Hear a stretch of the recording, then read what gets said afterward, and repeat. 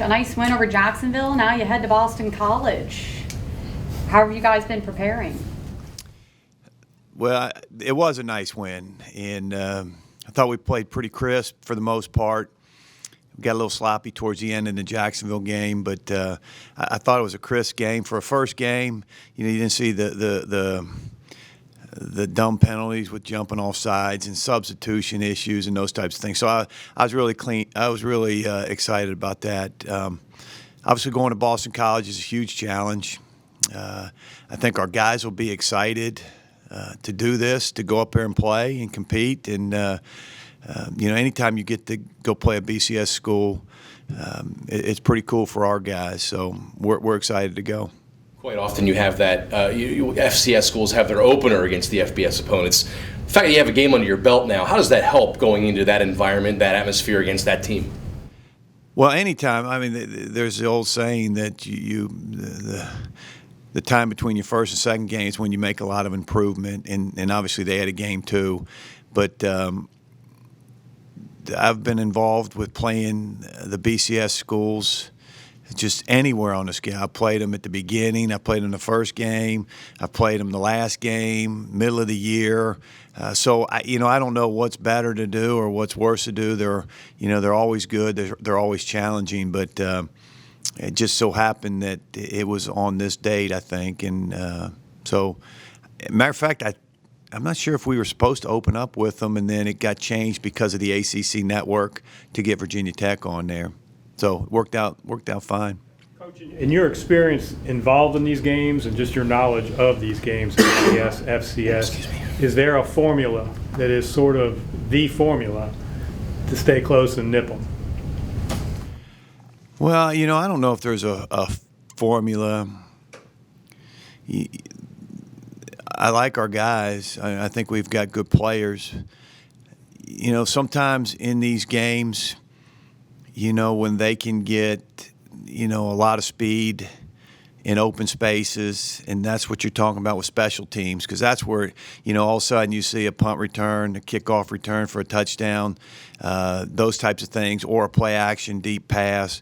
I mean, we gotta eliminate all those things. We can't let them score on a punt return. We can never do that, obviously, but sometimes these games, hinge on when they get you out in space, and they got real good athletes, but we can't give up the 75-yard play action pass touchdown, or the 70-yard punt return, or the 100-yard kickoff return, those types of things.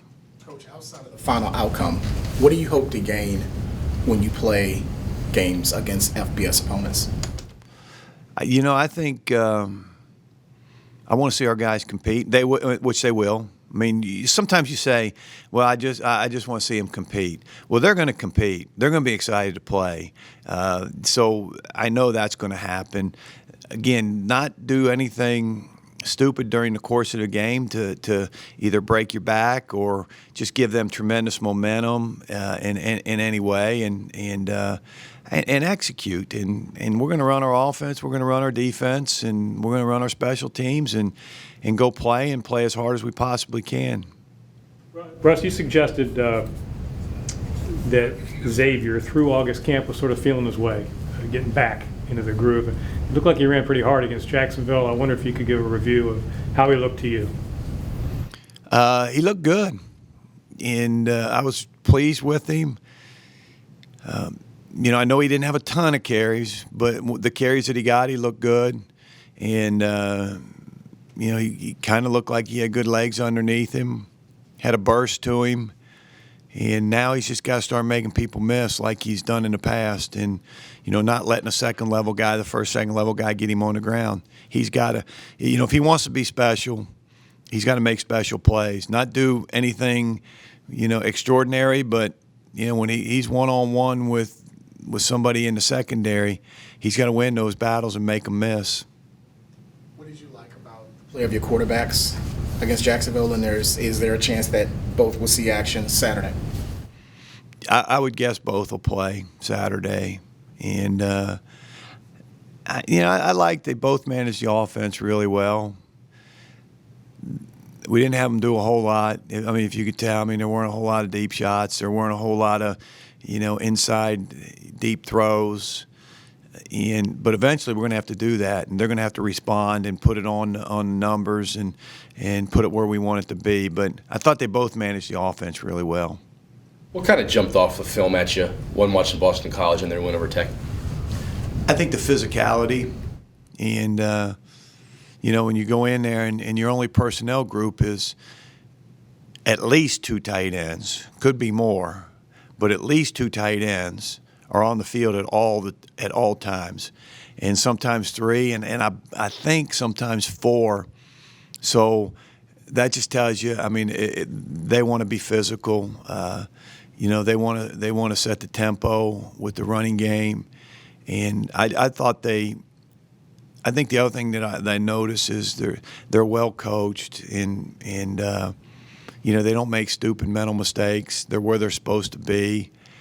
And I just big and physical.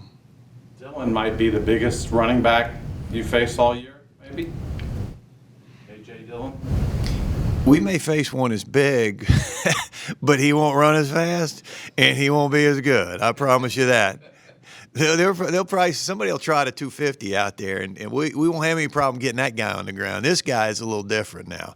I mean, he's probably one of the top two backs in college football, 2 or 3, and he'll be an NFL draft pick. He's talented. But the thing is, I mean, we can't just say, all right, we're going one guy's going to tackle him. If our defense isn't swarming and we're getting 3 and 4 people at some point, when we got him wrapped up, it'll be a long day with him running the ball. He's fantastic.